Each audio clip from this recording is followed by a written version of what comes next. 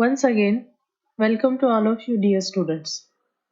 We are in the first unit of Java programming, that is Introduction to Java Programming, and today's topics are arrays, one-dimensional arrays and multi-dimensional arrays.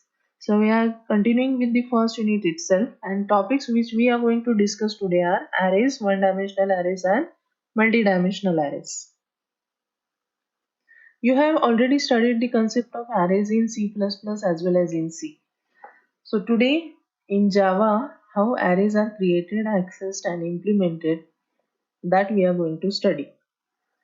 So what is the definition of array? Whenever you want to store the multiple elements of same type in a single variable, then you can make use of the array.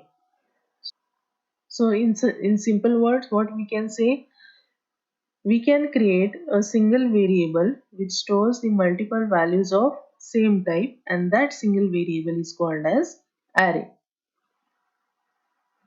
So it is an object which stores the multiple values of same type in a single variable. Those multiple values are referred by common name instead of declaring separate variables for each value. Values may be of primitive or non-primitive data types. Primitive data type means basic data types like integer, char, float, and non-primitive, that is references or complex data types, can be used for storing the values in the array. Whenever you want to access the array element, it can be accessed using an integer index or subscript. Like you want to access say fourth element, you want to access say fifth element, then you can use integer number as an index for accessing that fourth or fifth element. So here 4 and 5, this is the index, or we can call it as subscript. Array can be one dimensional or multi-dimensional. Now one dimensional means what? Here it has only one dimension. Multi-dimension means what? It has more than one dimensions. That may be 2 or 3, 4. So you can create 2-dimensional, 3-dimensional, 4-dimensional or more than that dimensional arrays. Now what is the syntax? You know the syntax of array creation. Data type and size. This empty square bracket is for giving size and array name and give semicolon, or data type, array name and empty square brackets and semicolon. So you can follow this first syntax or second syntax. Now there are three steps for creating the array in Java. What is the first step? Declare an array variable.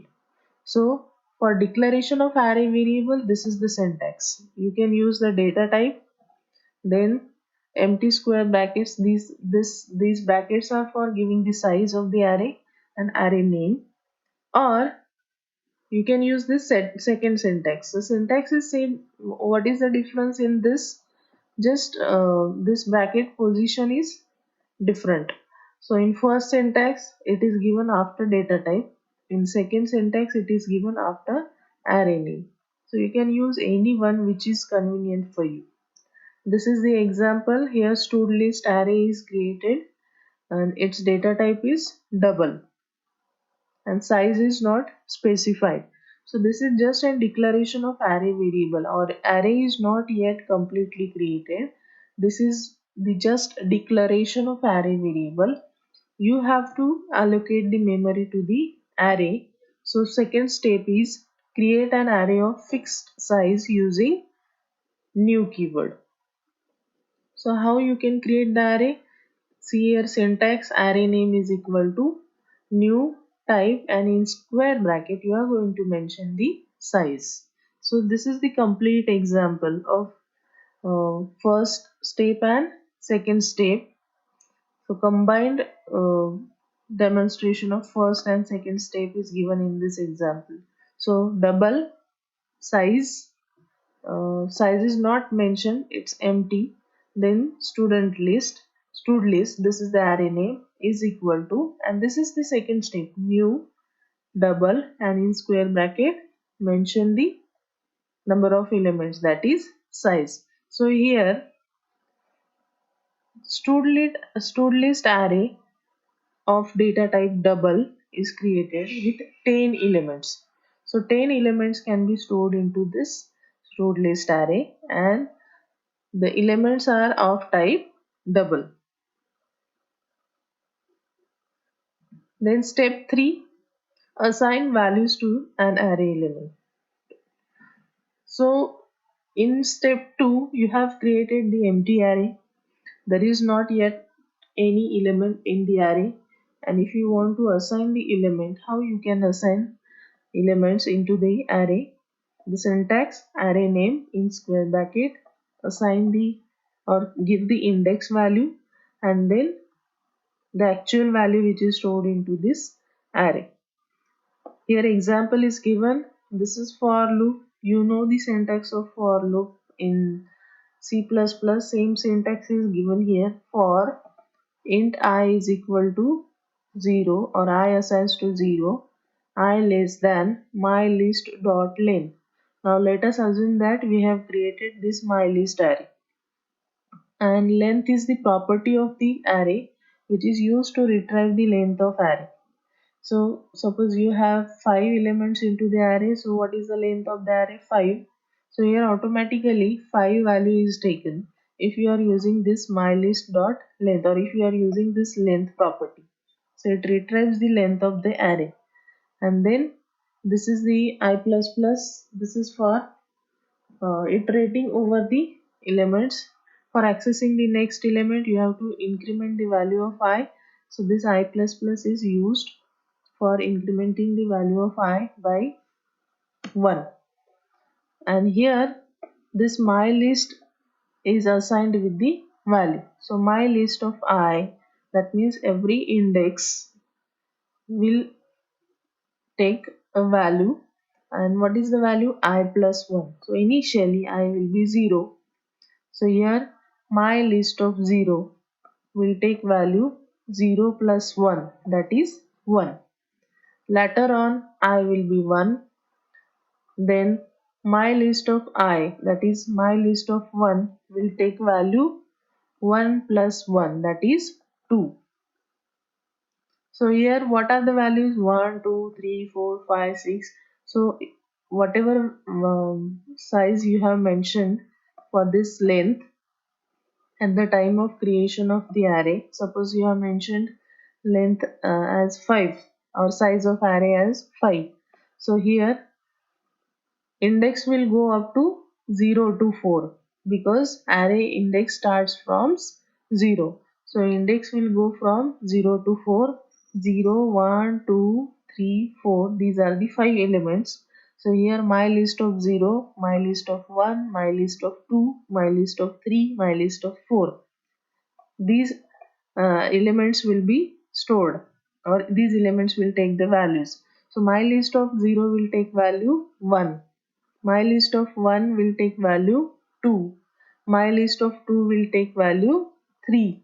My list of 4 will take value 5. And my list of 3 will take value 4. And my list of 4 will take value 5. So here values will be 1, 2, 3, 4, 5, and index values are 0, 1, 2, 3, 4. So in this way we can assign the values to array elements.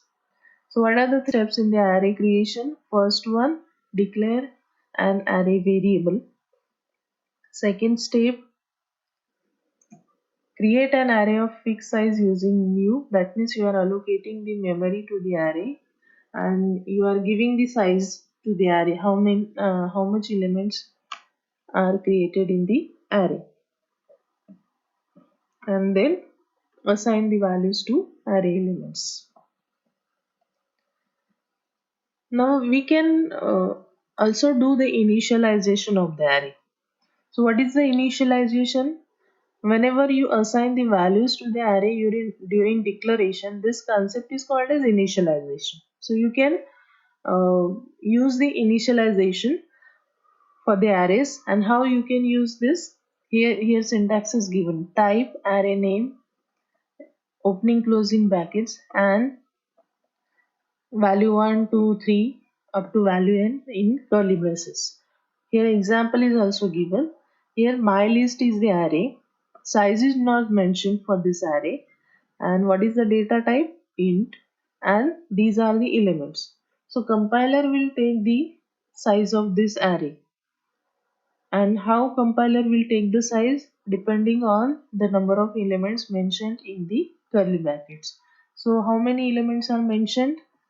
1, 2, 3, 4, 5, 6, 7. So what is the size of this mylist array? 7, and index will go from 0 to 6. This concept is called as initialization because in this concept we have not used the three steps of array creation. What are the three steps? Declare the array variable, then give the size and allocate memory, and third step, assign the elements. Here instead of that we have created the array, we have declared the array, and at the time of declaration only we are assigning the values. This concept is called as initialization. So we are not using the new keyword and we are not mentioning the size for this array.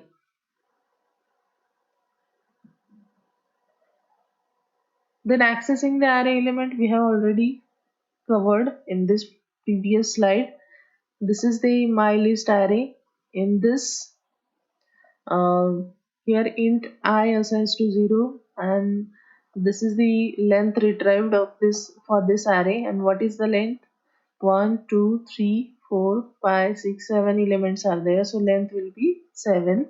And in this for loop there is a print statement, system.out.println, and elements are displayed.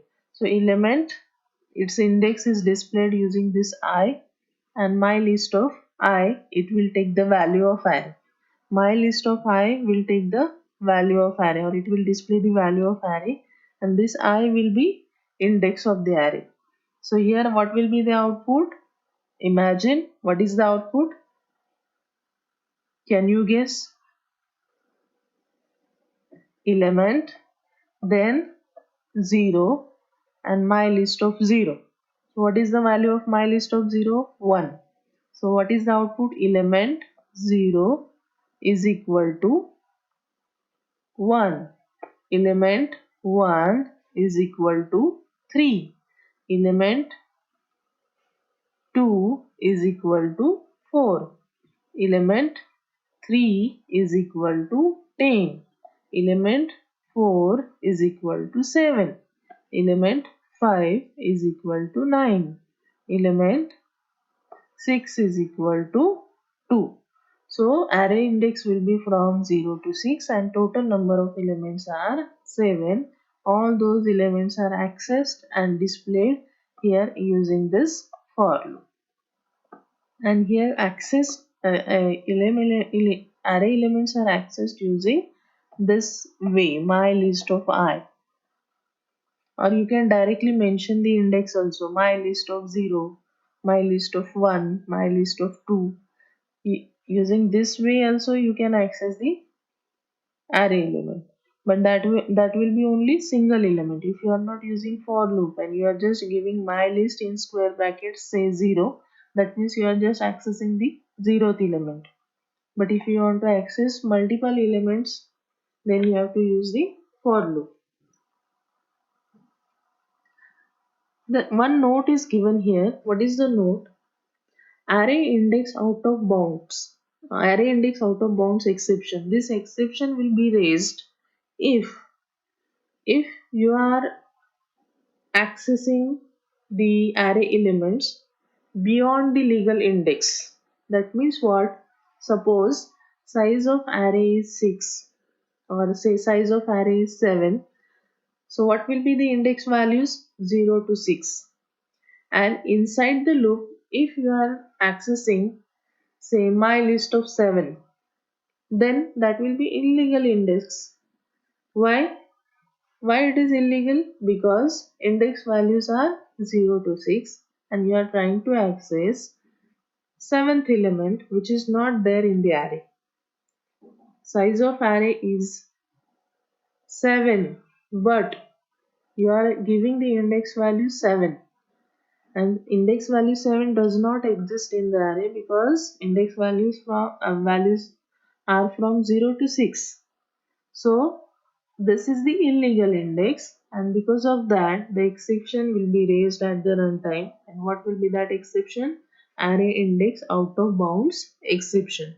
So you have to specify correct index values at the time of accessing arrays.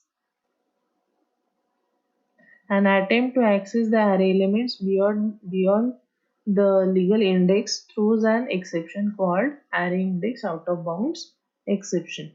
So at the runtime during the execution of the program, this exception can be raised, and uh, if you don't want this exception, then you must specify the correct index values of the array during accessing the array elements.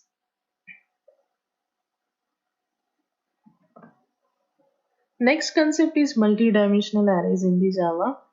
Whatever we studied just now, that is this one-dimensional array. Next concept is multi-dimensional arrays in the Java. In Java, whenever data is stored in rows and columns based on the index values or in the matrix form, that is the two-dimensional arrays. These arrays are array of arrays. Since array is an object, array elements can themselves be array objects. Now what does this mean? In multi-dimensional arrays, you can specify more than one dimensions. Here we are going to study two-dimensional array. Now what is two-dimensional array? Whenever you store the data in row and column format, then that type of array is multi-dimensional or two-dimensional array, not multi-dimensional. In multi-dimensional, the type will be two-dimensional array because we are using two dimensions. One is the row and another one is the column. So whenever you store the data in the row and column format, that is tabular format or matrix format, this is called as two-dimensional array. And these are the array of arrays. That means each row of that matrix is one-dimensional array. Hence it is array of arrays. And in Java, array is an object. So array elements can themselves be array objects. That means array elements are also object because array is an object. Here, how you can declare two-dimensional array? Data type, then two dimensions, that is empty square brackets, two pairs of empty square brackets. One is for row and another is for column, and name of the array. That means how many dimensions you are going to mention in the array creation. Here two dimensions are mentioned, that is one is for rows and another is for columns. You can also use the second syntax, data type, array name, and then you can mention the dimensions, or you can use the first syntax. Both are valid. Here example is given how you can create two-dimensional array of size 3 by 3. That means 3 rows and 3 columns. Data type here mentioned is integer. Two pairs of square brackets are given, that means it is two-dimensional array. Name of the array is ARR is equal to new int, and in square brackets size is mentioned. How many rows are there and how many columns? So 3 rows and 3 columns because 3 and 3 these values are given here. So how you can initialize multi-dimensional array or here two-dimensional array? Now for 3 by 3 array, how many index values will be there or how many elements will be there? So 3 into 3, that is 9 elements. So here what are the positions? 0 0, 0 1, 0 2, 1 0, 1 1, 1 2, 2 0, 2 1 and 2 2. These are the combinations of indexes. 0th row and 0th column. In tabular form, 0th row and 0th column will store the value 1. Zeroth row and first column will store the value 2. Zeroth row and second column will store the value 3. First row and zeroth column will store the value 4. Now, for making it easy for understanding, let us create a table in Word.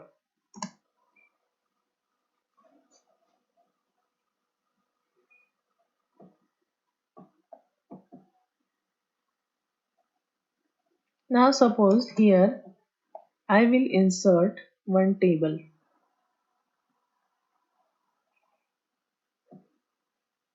and what is the size? Say 3 by 3.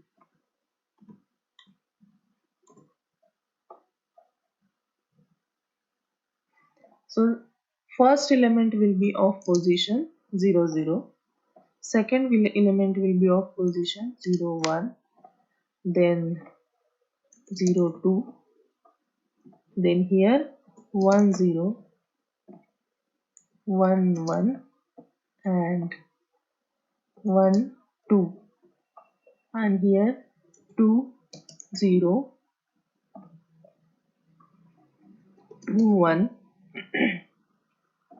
and 2 2. Now this is the zeroth column, this is first column, and this is second column. Here it is zeroth row, first row and second row. So combination of indexes will be 0 0, zeroth row, zeroth row. Hence this index is 0 0. Then zeroth row and first column. So this index value is 0 and 1. So element will be stored at position 0 1. Zeroth row and second column. So hence the value is 0 2. Then first row and zeroth column. Then first row and first column. Then first row, second column. Hence these index values are given like this. So how many elements will be there? 0, 1, 2, 3, 4, 5, 6, 7, 8. That means total 9 elements are there. So I hope you have understood the concept that how array elements or multi-dimensional array elements are stored into the memory and what are their index positions. So while accessing the two-dimensional array elements, you have to use these index positions. So let us go to our presentation. So 0 0 position will take the element 1, 0 1 position will take the element 2, 0 2 will take the position 0 2 position will take the element 3 and 4, and then 5 and 6, 7, 8 and 9. The last index values are 2 2. So in this way you can initialize the two-dimensional array. Whenever you want to access the two-dimensional array elements, then also you have to use the same index values. Using this syntax you can create the two-dimensional array. You can here three values are given for rows and column. You can mention any value, say 2 4. So how many elements will be there if you are giving 2 4? So again here we'll go to the word. Suppose instead of here 3 3, suppose you are inserting the table with number of columns 4 and number of rows 2. So how many elements are there? 1 2 3 4 5 6 7 8. So total 8 elements are there. So how these elements are calculated? 2 into 4, number of rows into column, that is 2 4 8. So total 8 elements will be stored into this array. So you can specify any size during the array creation. It is not mandatory that you should mention the same number of rows and columns. You can specify any size for number of rows and number of columns. Now this program is to illustrate the use of multi-dimensional array. how you can declare the array and access the values of that multidimensional array. Here multidimensional means here we are using two-dimensional array. So class name is sample array. Inside the class there is a main function. Inside the main function we have declared and initialized one two-dimensional array. Name of that array is ARR. Data type is integer. And how it is initialized? See this syntax. Inside the curly bracket, there are three curly brackets or three sets of curly brackets. So what are the three sets? 1, 2, 3, 2, 4, 5 and 4, 4, 5. So this is first row, this is second row and this is the third row. You can say there are three one-dimensional arrays in this two-dimensional array. So in first row of this two-dimensional array, what are the values? 1, 2, 3. In the second row of this two-dimensional array, what are the values? 2, 4, 5. In the third row of this two-dimensional array, what are the values? 4, 4, 5. So 1, 2, 3, below that 2, 4, 5, below that 4, 4, 5. So this two-dimensional array is initialized with three rows, and those three rows are three one-dimensional arrays. Now how you display this? For int I assigns to 0, I less than 3, I plus plus. Why here 3 is mentioned? Because there are how many sets or how many one-dimensional arrays are there, or how many rows are there in this two-dimensional array? There are 3 rows. So hence here in condition I less than 3 is given. Same for number of columns. How many columns are given? 3 columns. So again for j less than 3, this condition is given. And inside this two curly braces, inside these two loops, one statement is given for displaying the array element. What is the statement? System.out.print ARR in square brackets index positions of array elements, that is I and j. And this is the print statement, which is empty. So it will just display the new line or empty line. Nothing is printed on that line. So why it is used? Because you want to display the two-dimensional array in matrix format. So after displaying the first line or first row, the next line will be displayed. For that we are using this empty println. And here instead of println, print is used, because if you are using println, every element will be displayed on the new line, but you want to display the first row, then second row and then third row. That means in first row all the elements will be displayed, that is 1, 2, 3. Then in second element all elements will be displayed, that is 2, 4, 5. And then elements of third row. So for that we are using print here for displaying the complete row, because row wise elements are printed and then it will go to the column.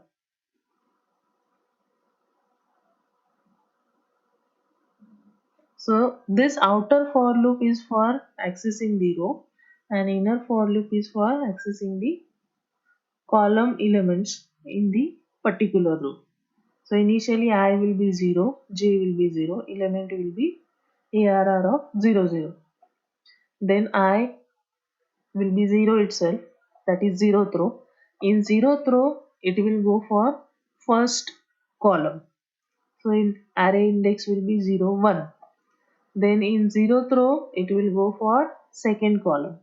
So array index will be 0, 2. And then it will go for 0, 3. But here 3 less than 3, this condition will fail, and then again I will be incremented. So I will become 1 and again j will go for 0, 1, 2. I will become in the next iteration I will be 2 and j will be 0, 1, 2. So for every uh, value of I, j will take 3 values. So for 0 value of I, j will take values 0, 1, 2. Then for 1 value of I, j will take value 0, 1, 2. And for value 2 of the I, j will take values 0, 1, 2. That means for every row, column is iterated 3 times because there are 3 values in the column, or there are 3 columns.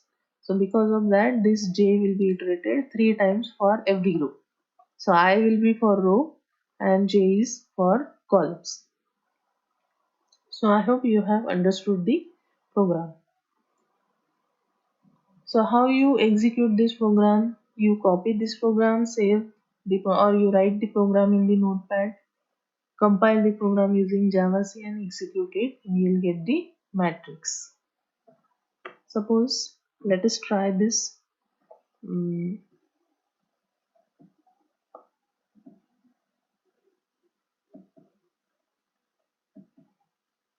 I have created the program. What is the class name? Sample array.